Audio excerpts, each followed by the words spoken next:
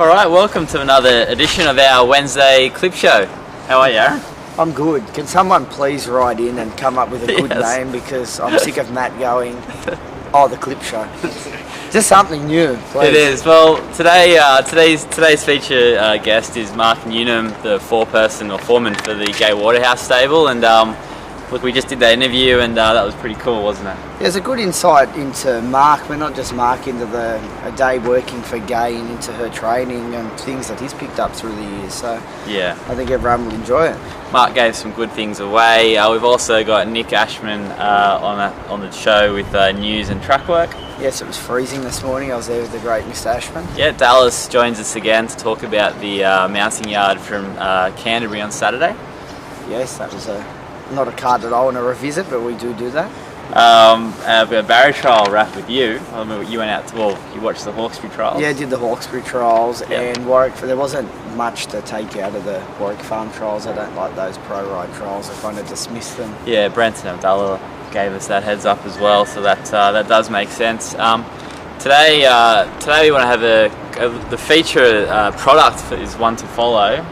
We've got a little option this week. If you grab either the Sydney Insider, the Melbourne Phantom, or the Trackwork tips, you'll get the other two. So excellent. Choose one of them and you'll get the other two. So you're the Sydney Insider. Are you saying people should come with you right now? Yes. Yes. I'm actually looking forward to this week. It's a good turn. It's a good turn of racing. Yeah. What I hated last week, I said that. But we're starting to see a few of the good little horses coming back, and it's exciting. So an awesome offer, $10 to grab the tips, and you'll also get the other two that you don't choose with your service. So jump on board now. Excellent. Let's go to you this morning, who caught up with Nick Ashman.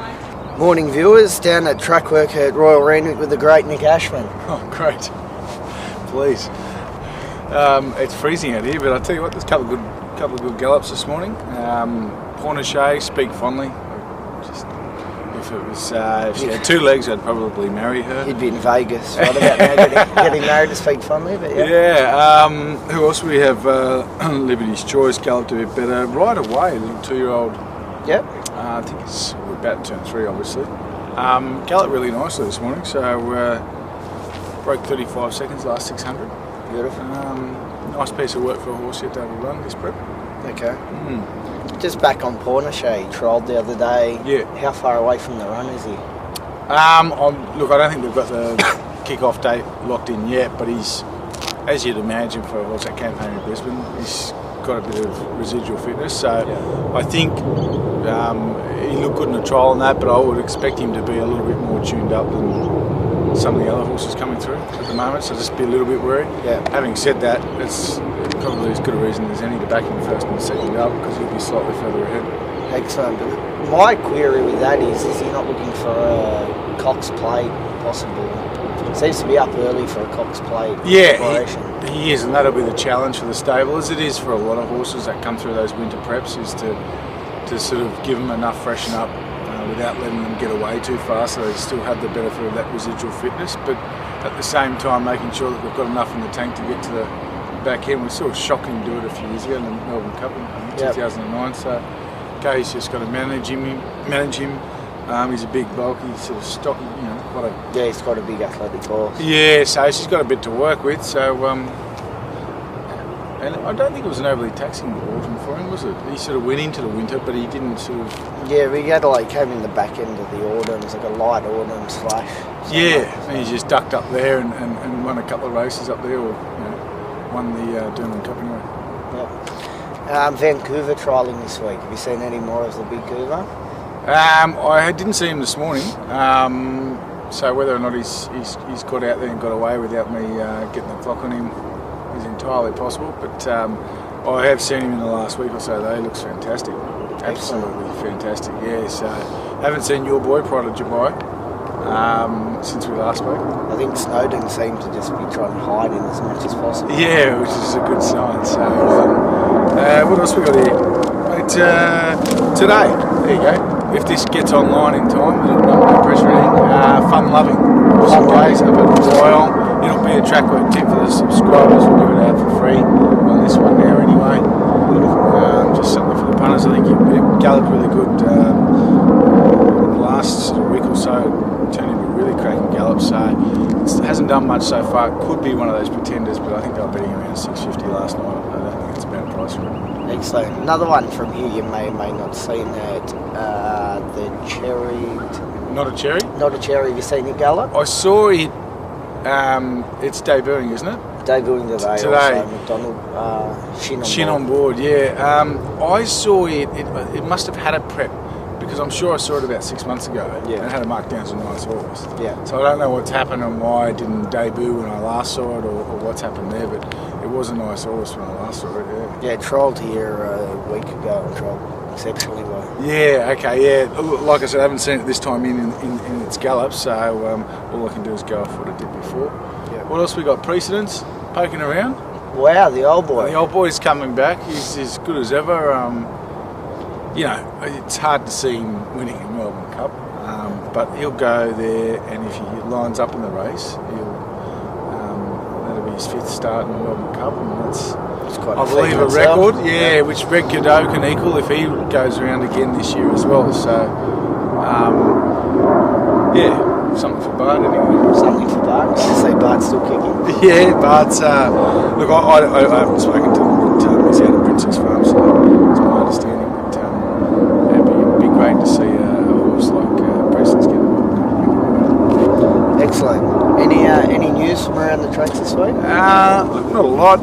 Just a quick recap. Just obviously Darren Smith's appeal got dismissed. The reasons for that are on Racing New South Wales. So my understanding is that they'll make the submissions as to whether or not that 15 years sticks. So then now he's not going to get it overturned. He might get a reduction in the sentence, I think. Then, of course, on next Monday we've got Sam Kavanagh's continues, I think, as well. Continues. And John McNair also got the fine yesterday, yeah, 15,000. 15 grand fine. So the stewards deemed that he played no role and had no knowledge of it as well, which if you sat in the inquiry, I think most people that were there sort of felt the same thing, that John had little or no idea what was going on, and that he was only made aware of it when the test results came in.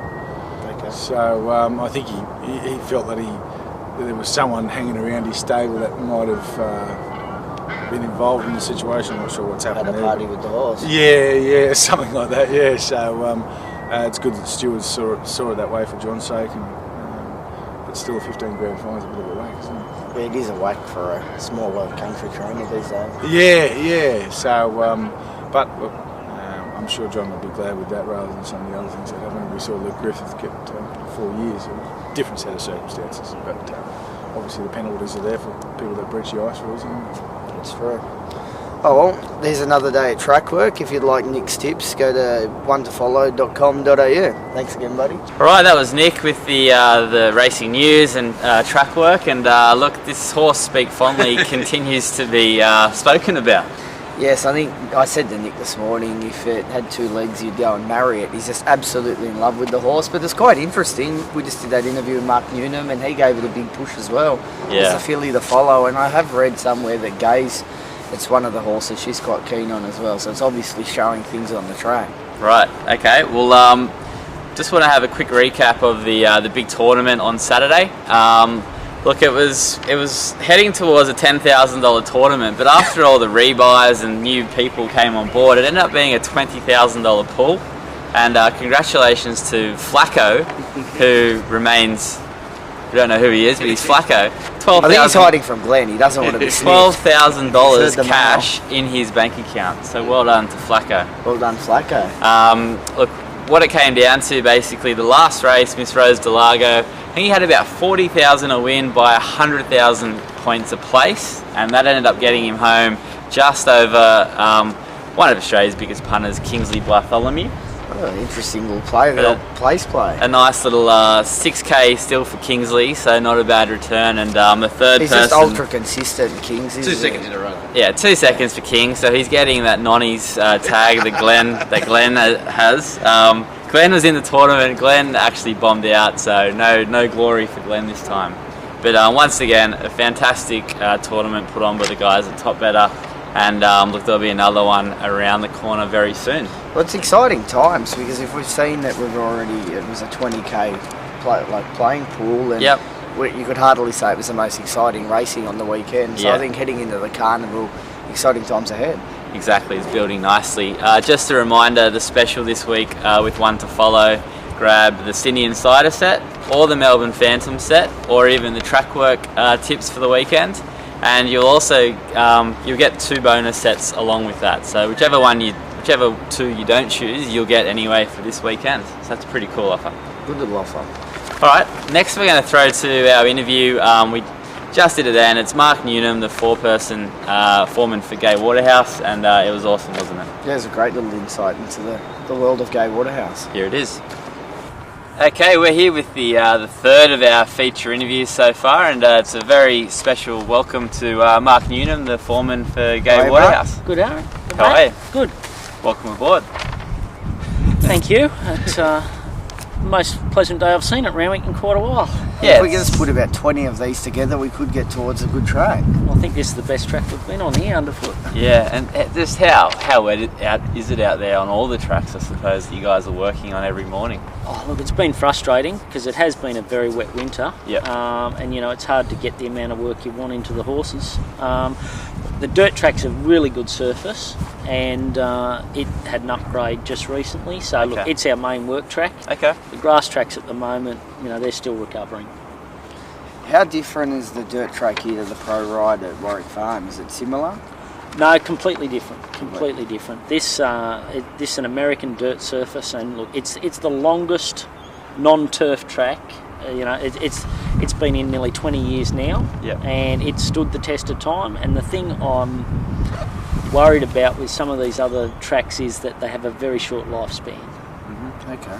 And just for those that aren't really aware of what it takes to train a racehorse, what percentage of their time is spent on a dirt track? Oh, look, a horse of ours will have a good warm-up on the trotting track. Yep. And then once they go onto the track, depending on what type of horse you got, whether you got a 2-year-old or an older stayer, an older stayer might go 2 laps of the dirt track, which is 2,000 metres round. On a slow morning, he'll only canter. And then, if you're only a 2-year-old where you want speed in their legs and nice and fresh, they might only go on at the mile gap and have their canter from there. And they'll start their fast work at a similar spot on the track anyway. Yeah. And naturally the 2-year-olds are kept short and sharp, and the older horses, well, it's more endurance work. Okay. And the grass option, what options do trainers have these days with grass, getting their horses on the grass? Well, this morning being a Tuesday, we had the outside of the steeple grass. Okay. The inside, probably the inside 10 metres of the steeple's pretty much taken up by trials now. Okay.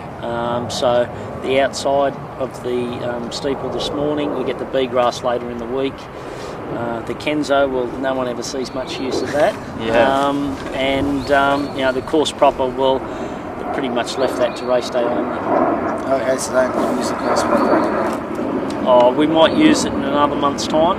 We might get the outside of it for horses racing in Group 1 races, but the rest of the year. Okay. Right.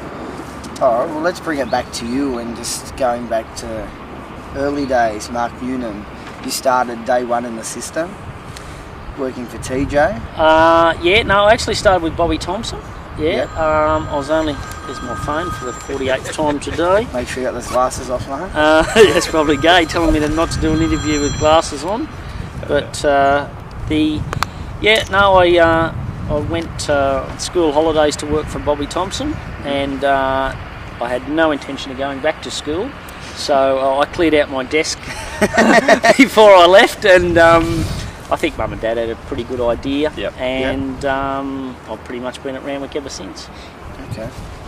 And how was it with Bobby, and then how did you go from Bobby? Was it to TJ next? No, actually, I was about 51 or 52 kilos at age 15, so Okay. I didn't think I had any chance of making a jockey. So I learned all the basics at Bobby's and learned to ride properly. I could ride a pony before I went there, but learned to ride work there. And then I moved on to Bart Cummings's, and I took a job there when I was 19, travelling away with his horses. Okay. So I did that for a couple of years, and travelling foreman's job there from about 20, and I spent a bit of time overseas after that, and when I came back I was 23 and had a couple of decisions to make, whether to either start, I was sick of working for people, so I either had to start training or tidy up my act a little bit and have a go at riding, because the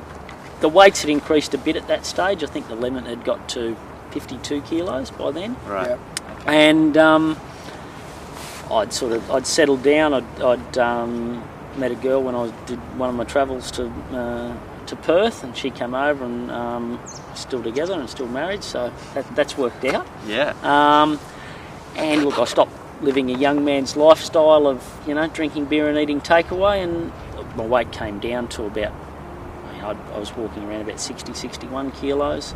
My weight came down to about 56, and I thought, well, if I'm going to give it a go, I'll have a go. So I became Australia's first mature-aged apprentice.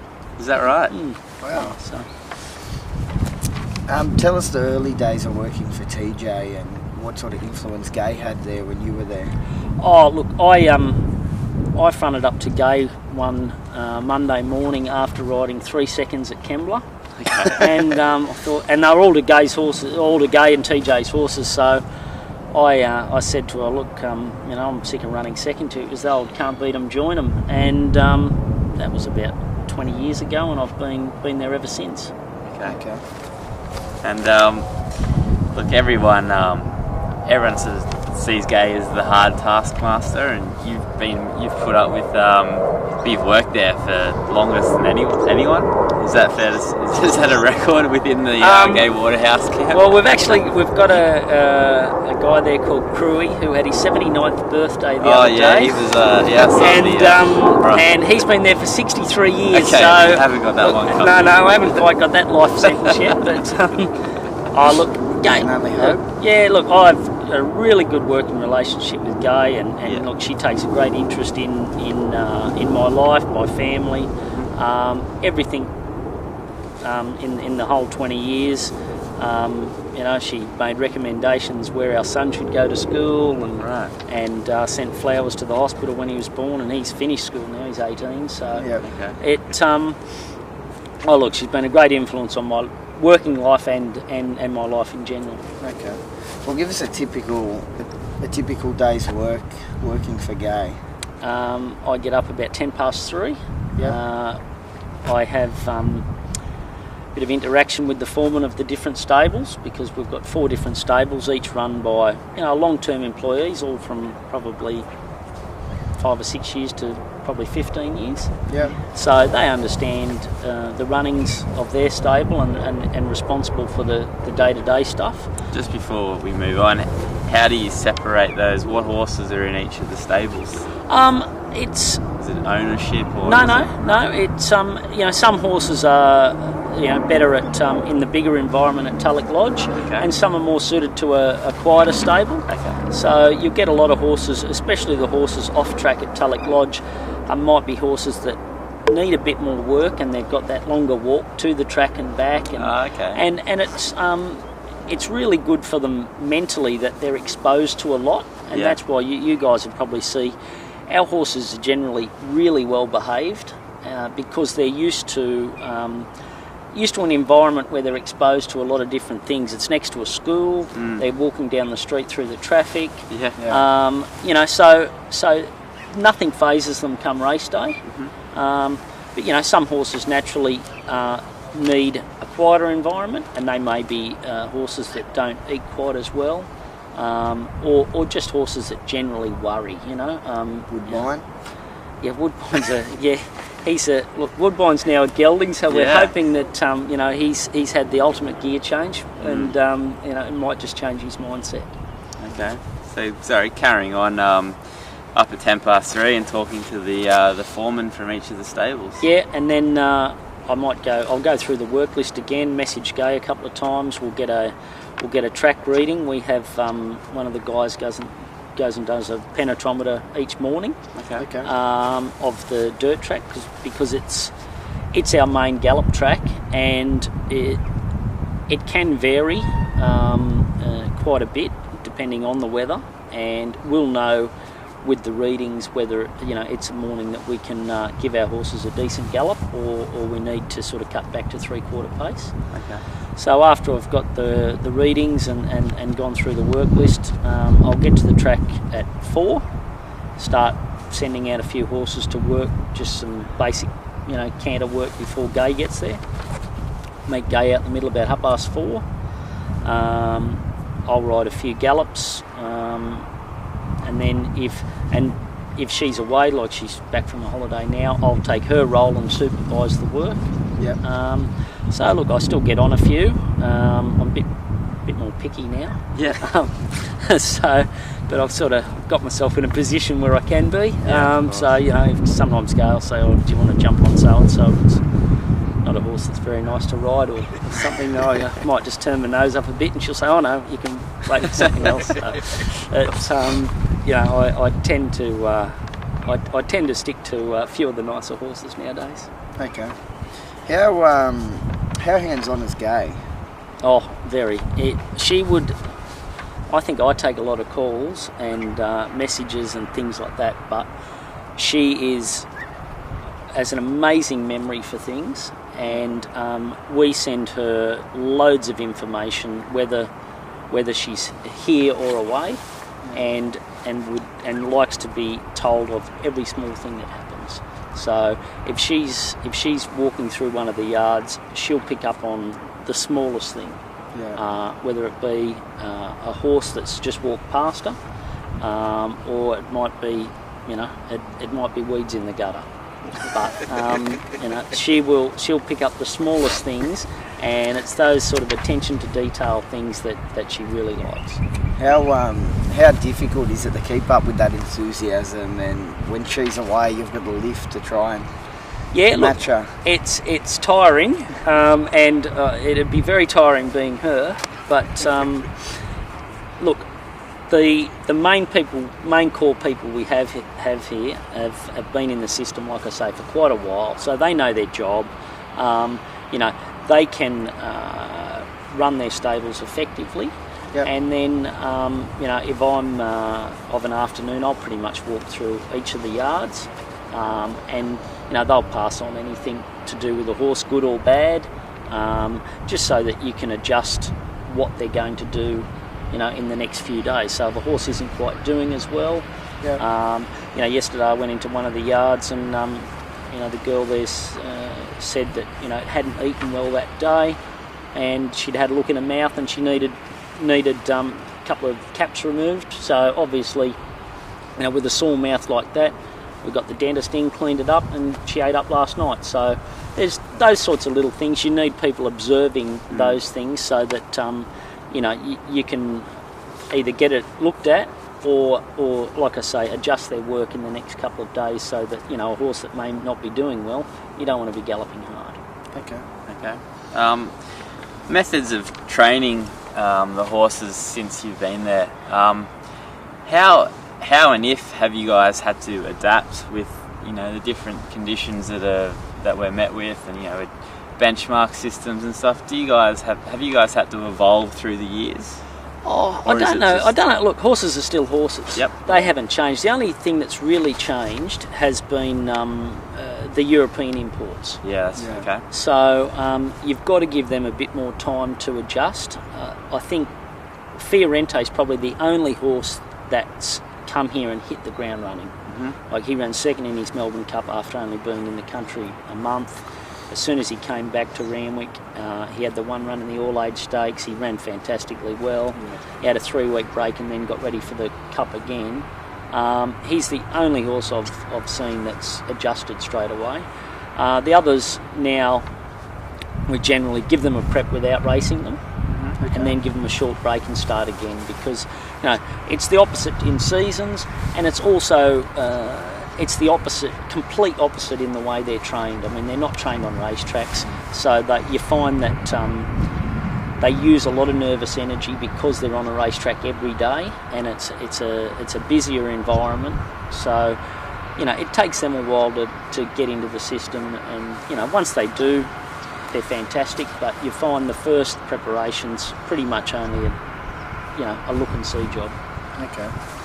With Gay, she's always had that stigma of being hard on her horses and that real grinding training, because the horses parade so well, they're always so fit.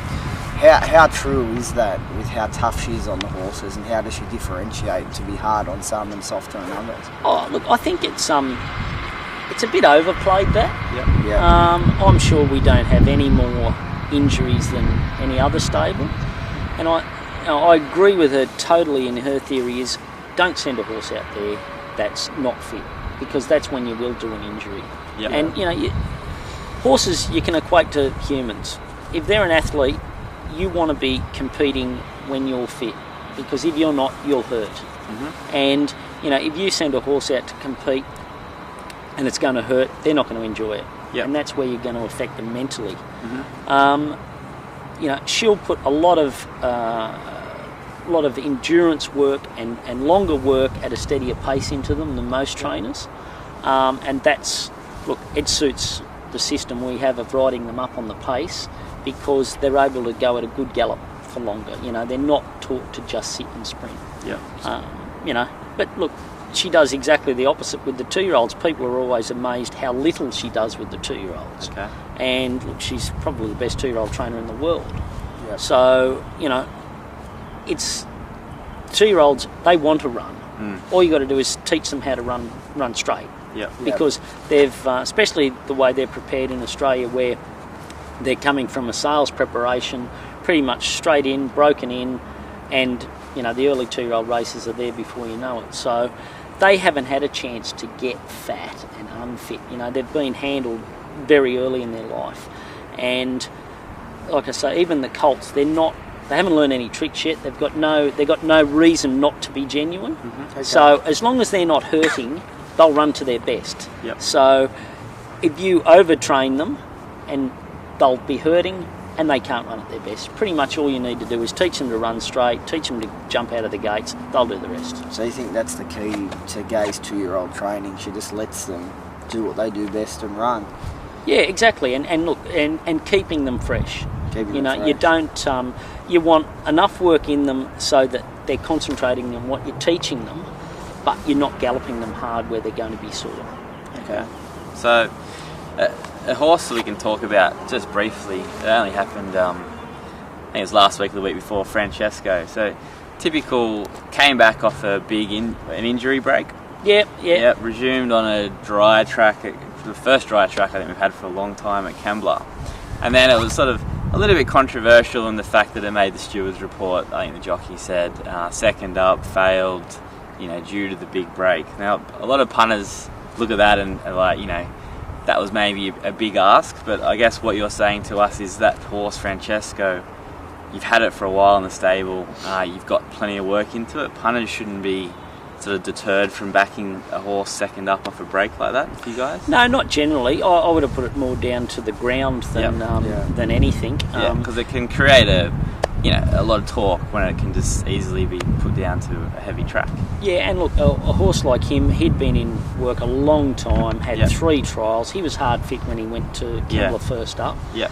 And for a variety of reasons, I think, generally on heavy tracks, our horses probably, on a whole, don't perform as well as they do on good tracks.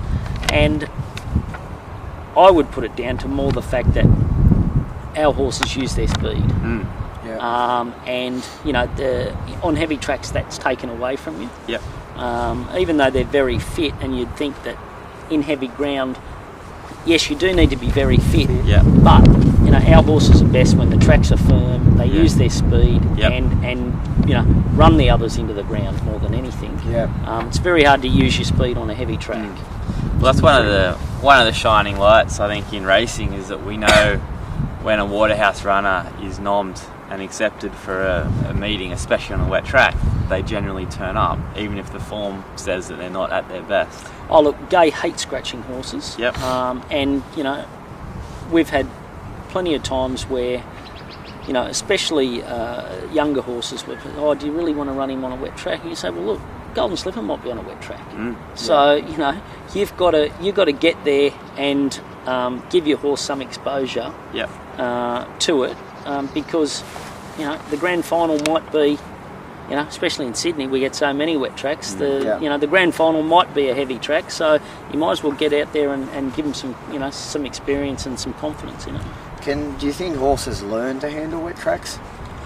Oh look, they'll improve, but look, if they're genuinely not wet trackers, you know, they may improve, but they may not run at their best. Okay. Another question I'm quite interested in, especially being that you were a jockey. How important are riders to Gay stable? Oh, look, I don't like it when we have jockeys. We're forced to use jockeys outside the system. Because they're reluctant to ride the horses the way they need to be ridden. And you know, the classic mistake on our horses is riding them too slow. And waiting on them. Pretty similar to what I said, you know, using their speed, and you know, the advantage is that they're very fit, so they're better off going a stronger tempo throughout the race or a stronger tempo from the 600 than they are waiting to the 400. And everyone's horses will sprint the same for 400 metres, but if you drag that out of them over a little bit longer, they'll find it hard to beat you. And I know, even from when I was riding, if so many times you'd get to the furlong and they'd be at your girth or at your neck, and you think, oh, they've got me.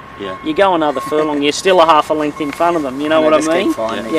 So it's more a case of them dying on their run and you maintaining your momentum. And do you think that's going to be being the jockey that's ridden for Gay a lot, do you think that's going to be something that's going to be with you for a long time when your training career progresses? Do you think that's important, that you've actually sat on them and felt that feeling? Oh, definitely, because it gives me the experience to and you know, and the knowledge to talk to someone riding for Gay, you know, who may have started. I know, like Tommy Berry, when he first started, you know, his first 6 months, and he'll tell you exactly himself that, you know, it was pretty bad.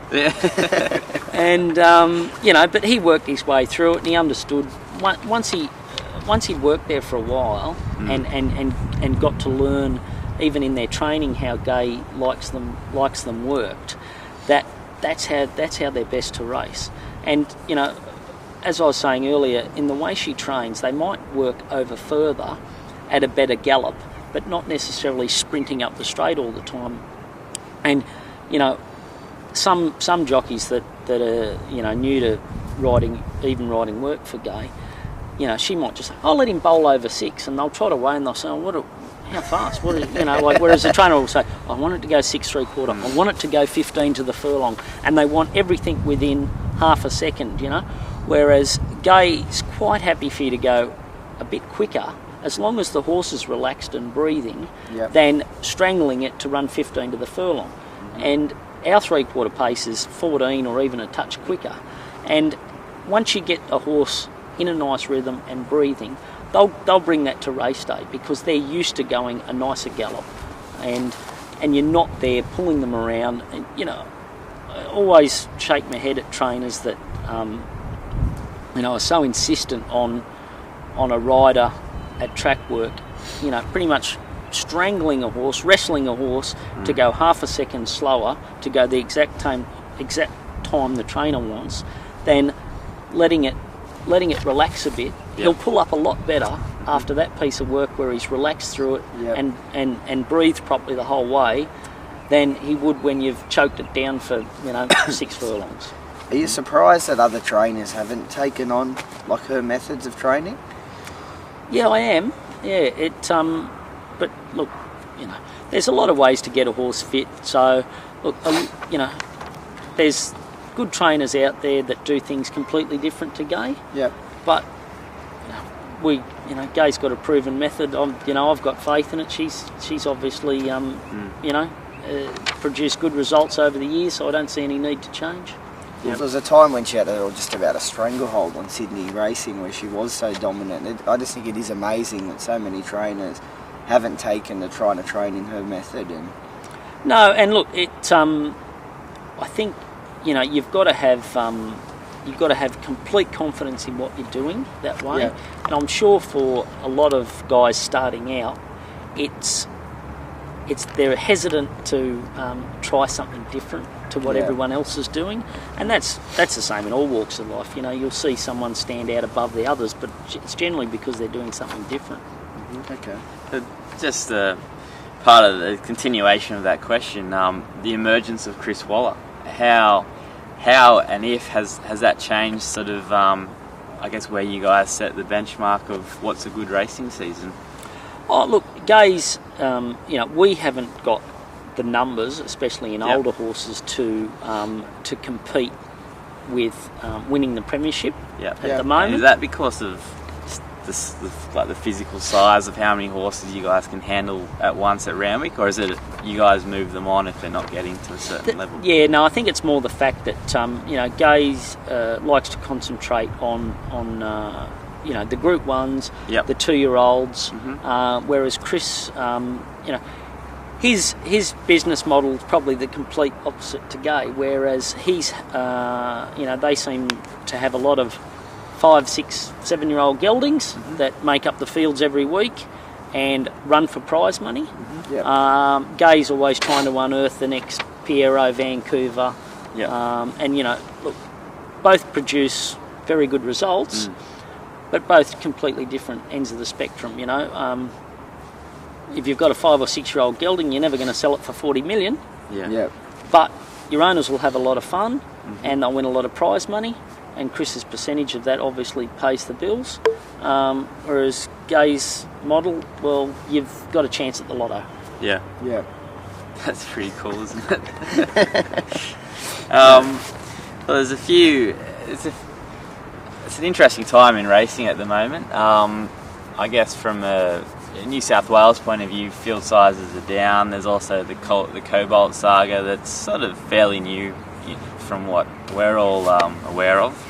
What's your feel for where racing is at the moment in New South Wales? Oh, look, I don't think we're far off having a really good, well-structured, for want of a better word, racing product. Do you know something we don't? Well, no, look, I'm confident.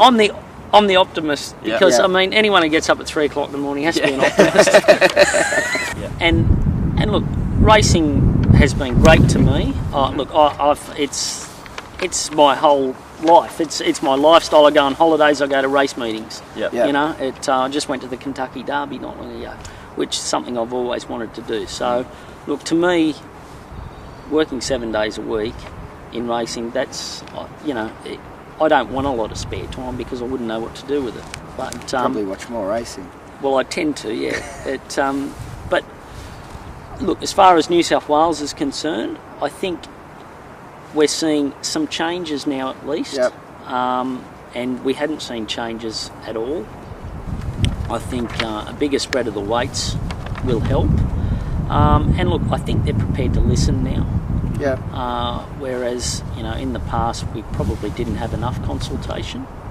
So look, I think that with a decent spread of prize money, and you saw even just from the small initiatives they took into the country championships and the provincial championships, that there is a place for a merge between the city trained horses and horses in the provincial and country areas.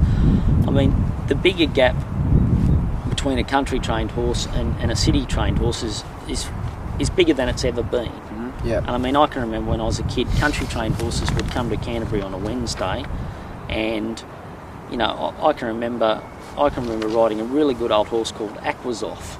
And he won about 35 races, and I won a couple of races on him claiming 3 kilos. Might have been his first couple of city wins, and he ended up, I think, as about an 8-year-old winning a Grafton Cup. But you don't see those type of horses coming through anymore, and they need to be able to provide a better path for those horses to become open class horses, and to encourage owners to race horses for longer. Okay, that's something I think Melbourne does so well, because you have like Group 1 performers start having their first starts in the bush. Yeah, and look, they're probably advantaged by having a smaller state, so that their pool of horses is closer together. Yep. Whereas you're not going to see many horses trained at Coffs Harbour or Dubbo coming to town. Whereas, you know, the furthest they're going to take horses is 3 hours, and they can be at Flemington or they can be at Wodonga. Yep. Yep. So, you know, they've got a more closed pool of horses, and they've probably got a more, a less elite group of horses as far as, you know, what they cost at the yearling sales and what's expected from that group of horses. I mean, if you go and buy a horse for $500,000, you're expected that's going to be a stakes grade horse, and a lot of owners putting that sort of money in, especially as colts, aren't going to expose themselves to going to, you know, Goulburn on a Friday, where they might get an expensive colt beat. Yeah. So, you know, whereas in Victoria, you probably find that they don't have, you know, their average yearling buy would be a lot less than Sydney, and so you're not dictated to by an owner's investment. Okay, that's an interesting point. Just back on the weight scale, you think it's going to be a big improvement in New South Wales racing? Why is that? Oh well, look, a horse now carrying 54 against a horse that's carrying 59, like a 5 kilo spread. I mean, the horse carrying 59 in form will beat a horse that's carrying 50 or that probably should be carrying 50 every time. Yep. Yeah. And I can't remember who said it the other day, but there was I think horses carrying 59 or above won more races than horses carrying 54. Yeah. Wow. So, I think I saw it was in Nick Ashman's paper. Was it? His article, yeah. And look, everywhere else in the world, horses carry well over 60 kilos. It doesn't affect Especially them in at Europe, all. Yeah, and you see it in Europe, you see it in Asia.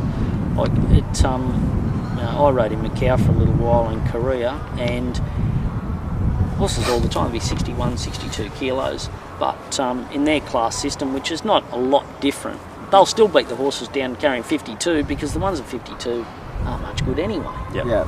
So if they're a progressive horse, you'll see that they'll carry the weight anyway. And so we've touched on sort of the European horses that you guys have brought to the country, Firenze and Pornichet, but now we're hearing there's a bit of a dabbling into Japan. Yeah, What could you Gay reveal went there there? on a little bit of a look and see mission, and bought 6 horses. So Yeah. but they're only there's 1 yearling and 5 foals, so they stay there now. Okay. The foals they've got a completely different system to us, and the foals actually stay at the farm. They were born, and they rear them for the next 12 months, cost free. And you only pay half the purchase price now, and the other half in 12 months. Okay. Wow. And so look, it's an interesting experiment, but you can't buy them. You can't buy tried horses out of there. Yep. So look, the next best thing is to try and get one early and Play the lotto hopefully in Japan. play the lotto in Japan. The Golden Slipper Lotto's been pretty good to go, so hopefully the Melbourne Cup Lotto's just as good. And just before we wrap it up, what are you hearing internally, from Gay? Like, how long is she going to stick on for, and will you be the person to take on the stable moving forward? Look, I don't think Gay could ever retire. Yep. She has hinted at it that there's still years to go, but then she'll still go and buy 5 foals in Japan. So so you're probably looking at the 2020 Melbourne Cup. So look, trainers of Gay's ability tend not to retire. Yep. Yeah. I'll cross that bridge when it comes to it, but in racing there's opportunities come along all the time, and I've listened to a few over the years and thought I'm best placed where I am. I still think I'm best placed where I am. So, until things change, or we get a new oil sheet that says, "Mark, you're my man," I think I'll stay put. Okay, sounds good. Well, I think we've had a good little chat, Mark, and we appreciate your time. Yeah, no, and, good. Thanks again. Yeah, thanks again, and hopefully we can catch up with you again shortly. Hang on, just quickly before we do let you go. 2 horses for the autumn. Yeah. 1 Vancouver. Your thoughts moving forward? Look, he's the dominant horse as a 2-year-old. We always thought so right from the 2-year-old trials, and I think what we saw there, especially as he trialled his first official trial here, was that he had a bit of bottom to him. Yep. And that was evident in the breeder's plate and then all the way through. I couldn't see that, the type of horse he is. I think others would have to improve greatly for him not to be the dominant colt again. Yep. And I think, from the filly's point of view, English is already established as, a very good filly, but I would think that the way she's bred, speak fondly, and the development she's shown in that break, that she's going to be right up there with the fillies. Okay. Well, thank you for your time. All right, mate. Very good. Thank you. Thanks, Mark. Cheers. And there it was, our interview with Mark Nunn. That was he gave us some great insight into that stable, didn't he? Yeah, he did. He's someone I'd probably like to bring on again in 6-12 months. He was really good insight into the stable, but not just into the stable, his thoughts on racing New South Wales moving forward. Exactly. Let's have a quick chat about the trials at Hawkesbury this week. You went out there? You didn't go out there? You watched them. What did you see? I did that from home. I also did the Warwick Farm trials, but as Brenton said, those pro ride trials, I'm just trying to dismiss at the moment. Yep. It's really hard to get a read on them. Horses trial well on there and they don't run well on the grass. Yep. Just 3 key horses. A couple of the nicer horses were scratched from there, so obviously the trainers are taking that into mind, and they went to Hawkesbury. First one was Haraki. Showed to make that step up when he came back to Sydney. I think last prep he showed that he is a horse that's slowly improving. He's come back a stronger horse this prep. He settled early, worked to the line under a hold. I certainly think he looks to have a nice, possibly mile race in this time in. Yep. Another one from the Bjorn Baker stable. I got 2 from Bjorn stable. One's Hearns Oak. It's a horse that I had a good opinion of early, but he had a breathing issue. I know Huey rode him in one start and said, really nice horse, but you need to put him away, get the surgery. If you can get that fixed, he could be a horse that's returned. Yep. Abdullah rode him in the trial, settled early. He used to race quite fierce. He didn't seem to trial that fierce. He relaxed early, he let him go, and it was good to see him give a really nice clean out in the trial. And he said his breathing was good, so it'd be interesting to see him at the races. So did they do the yeah, operation? They did the tie back. Yeah. Okay, so he's had one, so look out for that. He's had the tie back, and another horse, lightly raced horse from the Baker stable, Gold Ambition. Won at Warwick Farm at his second race start, has returned a far stronger horse. I'll expect to probably see him at the trials again, maybe a midweek race, and possibly if he steps up to it, could be a black type horse. Okay, thanks for the little rap from the trials, Az. Yeah, interesting. Next we're going to welcome into the frame a man who was spotted at Canterbury on Saturday, Dallas Baker, with the Yard Report. Hello boys, how are you? That was a really good interview with Mark Nunn, wasn't it? He's being around, I suppose, Gay for a lot of my working life, I know a lot of the insights, but still hearing that from Mark, and that I provided some stuff I probably didn't even know myself, and I think that people who haven't been that close to the in and around of the I suppose the inner machinations of the industry are going to, I would hope, would get plenty out of that. Exactly. Yeah. And we're going to do the interview with Gay Waterhouse at some point soon, hopefully. That's probably one to be sold to network, so Matt. So we'll just keep that up our sleeve and use Mark for the moment. But anyway, we meet her overseas, like Aspen or something. We'll go do it at Ascot. Yeah, lovely, perfect. All right, what's happening? Yeah, Dallas, we've got you to have a little quick chat about the Mounting Yard Report, and yourself and Aaron were there on Saturday. All right, well, what are you? The first we mentioned your mate Van Bro however you pronounce it, a couple of weeks ago when we first did this. Yep. I said it'd improve a lot, said it'd be better on a wet track. It had improved quite a bit. I think Glenn sent it out improving 5 lengths. It did nothing, but it's going to improve on a wet track. But I don't know. I put it this way: we've now seen, in my opinion, it go to the races quite a few times, and every time it's done nothing. I think its first up run was very good because it was fat and it ran up Really? the fitness. Yeah, Right. I like this run. One thing I see from Wallace stable, and in my opinion, it's something I'm starting to develop watching, is that they go to the races, they are a little bit unfit, and I think he might have just had a flat run. That first run might have gutted him, being be. so fat on the wet track. Could be. He's Could had the be. flat run second But up. I mean, he's running. I mean, if we are talking about a decent horse, he has been running against some pretty average commodities. Well, exactly. There's a That's big question. What I'm saying, can you debate that he's gone to the races and done not much, really, when if you're talking about better class He's races? no longer a Group 1 aspirant. Well, at the moment, Well, he's not showing it at the moment. He hasn't shown it yet. But He's obviously got I, with the caveat, he's going to be a lot better on the dry. Didn't and all touch that. the fence either. so No, we'll exactly see. right. He was the first of the bad day for Blake Shin. Really, I mean, I know he was only 2 wide, but Yeah. it wasn't the spot to beat. the other horse. I mean, in you the can race- still you can still forgive him, but the hype meter has gone right the high down. meter's definitely Yeah, gone right sure. down, but moving forward, winning races this time of year, he's definitely. I wouldn't be taking short of. Oh well, in winning races in 2 weeks' time, he's going to be facing some of the decent ones returning, Yeah, that's and right. hopefully improving tracks. So, I thought, in saying that, which will be good for him, but will also assist Be the good first for them. uppers too. You know, that won't be fitness won't be as big a tick as it is at the moment. well, Inner Circle, we've seen another one of the Johnny O'Shea. Doesn't really care about this time of year just yet. He showed up very well in the coat, looks super healthy, but was as fat as. Oh, I wouldn't say he was fat as. I think he was okay, and he went okay. But Matt, that Tarquin form race is looking great, isn't it? Yeah, no, not much good. And And we look, refer to the Pago Stakes or Pango Stakes. And now look, Inner Circle and Vanbrugh, as you said, Inner Circle's won a Wednesday race at Warwick Farm, at Rose Hill, and now failed. Well, beaten there, and Vanbraugh's been beaten I as actually well. thought his run was quite good because I thought he was very fat. Yeah, he's on the fence. And yeah, he was on the fence, but look, What I'm saying, as far as top 2-year-olds go, leave me out for those at the moment. Until Yeah, they're gone. They're Yeah, on that's there. fair enough. Yeah, all right, lovely. The other ones, Aaron, I suppose, and Matt. Babiro was. Yeah, I got up on the fence off a decent pace, but a nice return for a horse in the yard that was quite big. he was big. He had his big woolly jumper and another coat on him. Yeah, he was very big.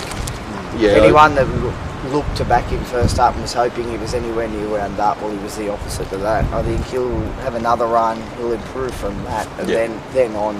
You would think still another run behind, wouldn't he? I mean, Yeah, he he's- probably won't go as well second up as he's gone first up. Yeah. Because that little I'd be looking sharpness more would be to taken out of him. fourth Yeah, up, yeah, exactly. But even speaking with Bjorn during the week, it's been a horse that Bjorn and I have spoken about a lot.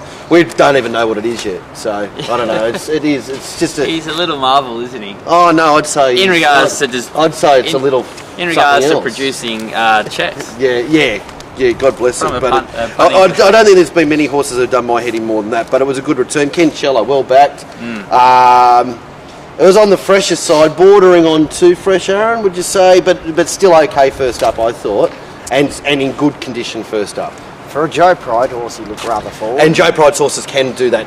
Especially their sprinters can be a little bit off their head, so it's not that much of a concern first So up. we're for Joe thinking Pride. maybe he's got one more run in him to peak this campaign, or that might have been. I think he's got one more run before you totally throw him in the bin. Yep. Like he did get. He's going to be better on the dry, but he needs to. One thing with Cancella is he's a horse that just With no needs to ability? roll. Well, yeah, that too. But he is a horse that when he does race best, he rolls along in front. Nothing annoys him. Then he puts. But when was the last his time he ear. raced best? He's given up every start for his last half dozen, isn't he? Yeah, but he has gone to a new trainer. I think you've Yeah. got to give Joe one prep with him. Right. Okay. Good luck to it. All right. Lovely. That's from the yard. But from a yard point of view, next run will be at his top for sure, wouldn't he? He won't be far off it. Yeah, he was either close his enough. next run or the one after. He was close, but he was close No enough. more than third He was up. close enough. Yeah. Yeah. He was, Otherwise, it could be up to Mackay or something. Yep, that's about right. I mean, like you couldn't blame fitness for the amount that he stopped. No. Those sort of horses, like they run from the gate. That's their chance. So okay. And they do tend to have a bit of a short shelf life. Those type of horses Yeah, too. they do. And maybe he's off it. Away We Go was an interesting one. Yeah. Which we all cottoned onto from the yard that the Way We Go was way from with us. Condition-wise, he looked to drop down. Behavioural-wise, he was awful. As soon as he walked up, he sweated up underneath. He just looked like a horse that didn't want to be there. Yeah, that day. but the thing is, that was combined with, I think, a loss of condition as well too. A lot had happened in 2 weeks. I don't know what it was. Look, there's probably not a lot to be said about the horse individually, because I think it's going to Hong Kong now, isn't it, Matt? Yeah, from what I understand, it's was sold before Saturday, and that was their last run. But there is a lot to learn from the mounting yard. Now, one thing that we see the big betting joints, which do almost totally dominate what fluctuates in the betting ring. They don't really have a presence in the mounting yard. So it is one edge that we still do have through any of the services, mounting yard mail. You can get both for $55. Is that we still do have that edge that doesn't really get factored too much into the betting, or we can be on top of that before it gets factored into the betting. Yep. And away we go as a horse. I think that I said on Melbourne radio, I was probably being kind to it. It was 5-2.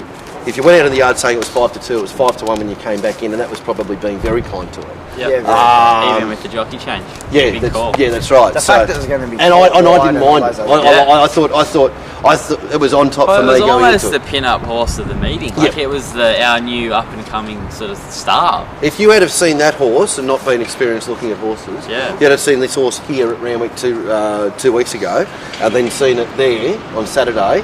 You're looking at it going, this is a different animal. They look completely different. I text a friend who likes lay horses straight away. I said, he's a horse I won't run the base. No, that's right, exactly. And and especially with the challenge he had. But it's an interest, as I said, for that horse going forward to our circuit doesn't mean a lot, but it's an interesting lesson on what you can actually pick up from the yard. And that horse, you've suddenly got a horse that was, what did it SP, about $3.70, that pretty much isn't in the race. He's actually a really interesting horse to follow his Hong Kong career, because he has actually shown you guys some good things. Well, Brilliant Terror did go over there and win half a dozen races and still is winning them, so he's better than him. Considering how he looked, he still ran quite well. Considering exactly right, and he was in the wrong spot and all that. I mean, he's clearly better than every horse in that race. Yeah. But, he wasn't with us. Wasn't his right there. Boys, have you got other horses? Or there was one that we stepped over, again another lesson, Aaron, race 2, Balboa Park. Gay Waterhouse, we've just spoken with Mark, what was it, 1200-ish up to 1550. Probably wanted to see it really ripped, and it wasn't. We spoke about it on the preview show, and you said, well, what's the horse you're interested in the race? I said, I'm going there in this race to look at one horse and one horse only. I went, I assessed it, it wasn't ripped, it wasn't overly fit. And in my opinion, he still looks to be 6 to 12 months away and growing. He doesn't look properly developed enough yet, and I think he'll be a horse to improve next time. It is a legless race, but again, a lesson from the yard in that. Legless race sometimes and everything like that, but a lesson from the yard is that last 150 metres where he looked like he was going to probably put a gap on them, that was no surprise to us who had seen him going up that 300 plus metres, and to see how he looked, that was no surprise to see him not put them away like he is. I think that horse, with that run under his belt, run the race again, he probably wins it by 2 or 3 lengths. Yeah. All right, boys, it's a pretty detailed report, so thank you very much. Thank you. I'll go, and you can do the selling for all the products that went well, including Probet Alive. Exactly. So, look, we had a pretty good week on Saturday. Probet Alive was probably one of the highlights. We found considering the fields were so small at Canterbury, we had a 45 unit win, which was a nice result. It was a meeting that I put my hand up straight away and said I didn't like, and I thought anyone that found the edge in those small fields did exceedingly well. Yeah, our guys from Brisbane found some nice winners. The Bandit, especially the last race, Roman Armour, so a nice result there. Also John McLeod, he found the winners of the last 2 races up there as well. So the boys and girls that support John McLeod, it was a bit of a sweat early, but they came home with a nice little profit at the end of the day, which is what we all look for. I think they're always my favourite 2 races to win, the last 2. Yeah, exactly. You can never give it back after them. And look, quiet days in Sydney, a few winners in Melbourne.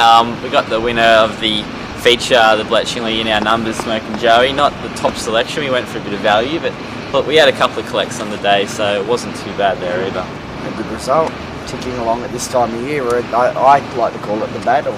The battle, exactly. Thanks again for joining us for another Wednesday show. Thanks again, Matty. I think. Thank you again, viewers. I think it was another good show, especially our feature interview. Enjoy our stuff, enjoy our products. wantofollow.com.au or thepuntersshow.com.au.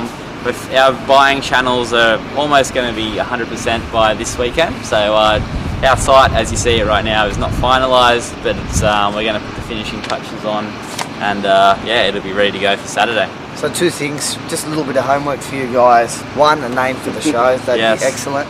But also, if there's anyone else that you would like to see interviewed, do email through to the show. Yep. We'd be interested to see who you're interested in. Or info@puntershow.com.au would be fine.